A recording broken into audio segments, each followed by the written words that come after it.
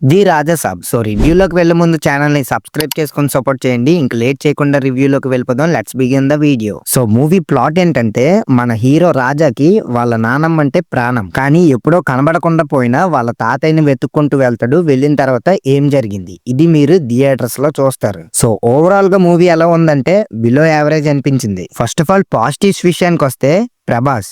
Honest గా చెప్పాలంటే ప్రభాస్ ని ఇలాంటి లుక్స్ అండ్ ఎనర్జెటిక్ పర్ఫార్మెన్స్ లో చూసి చాలా రోజులయ్యింది. ఆయన కూడా చాలా బాగా చేశారు. ఇంకా ఫస్ట్ హాఫ్ లో 30 minutes పోర్షన్ చాలా ఇంట్రెస్టింగ్ గా ఉంటది. నెక్స్ట్ మిగతాది మొత్తం కమర్షియల్ ఎలిమెంట్సే ఉంటాయి. అండ్ సెకండ్ హాఫ్ లో అక్కడక్కడ కొన్ని సీన్స్ ఇంట్రెస్టింగ్ అనిపిస్తాయి అంతే. 3 గంటలు 3 నిమిషాల సినిమాలో ఇవే బాగున్నాయి అనిపించాయి. Now coming to the negatives, Prabhas గారు ఓల్డ్ లుక్ తో ట్రైలర్ లో పోస్టర్స్ లో చూపించిన ప్రభాస్ గారు సినిమాలో ఎక్కడ ఉండరు. ఆ సీన్స్ అన్ని కట్ చేసి పడేశారు. ఇంకా ట్రైలర్ 1 లో ఈ ఓల్డ్ లుక్ తో ఒక రివర్స్ ఫైట్ లాగా చూపిస్తారు.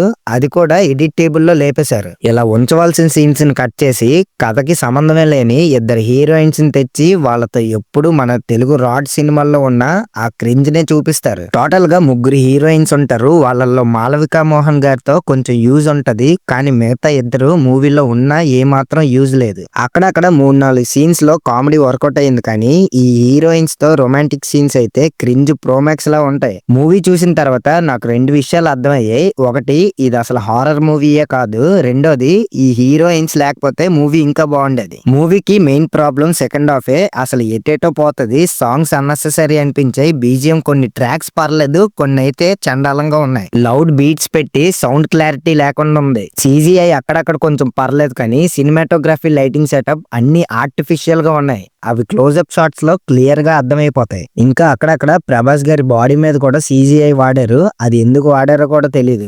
కొన్ని సీన్స్ ని రియల్ లొకేషన్స్ లోనే తీయొచ్చు. అలా తీసుంటే బాగుండేవి. కానీ గ్రీన్ స్క్రీన్ లోనే తీసి కంగాల్ చేశారు అనిపించింది. అసలు ఆ జాకర్ లుక్ ఎందుకో, వెనకాల క్యాప్టెన్ అమెరికా షీల్డ్ ఏంటో అన్ని వీళ్ళ ఇష్టం అయిపోయాయి. డైరెక్టర్ మారుతి గారు ప్రభాస్ ని చూపించే విధానంలో సక్సెస్ అయ్యారు. కానీ అన్నెసెసరీ కమర్షియల్ ఎలిమెంట్స్ మూవీలో పెట్టి ఫెయిల్ అయ్యారనే చెప్పాలి. సో ఫైనల్లీ ఈ మూవీ చూడొచ్చా అంటే ఓటీటీలో చూసినా పర్లేదు. పర్టికులర్ గా థియేటర్ కి వెళ్లి చూడాలని ఏం లేదు. సో పర్ఫార్మెన్సెస్ విషయానికి వస్తే ప్రభాస్ గారు బాగా చేశారు. చాలా రోజుల తర్వాత వింటేజ్ ప్రభాస్ గారిని చూసాను అనిపించింది. ఇంకా ప్రభాస్ గారి నానమ్మ రోల్ చేశారు.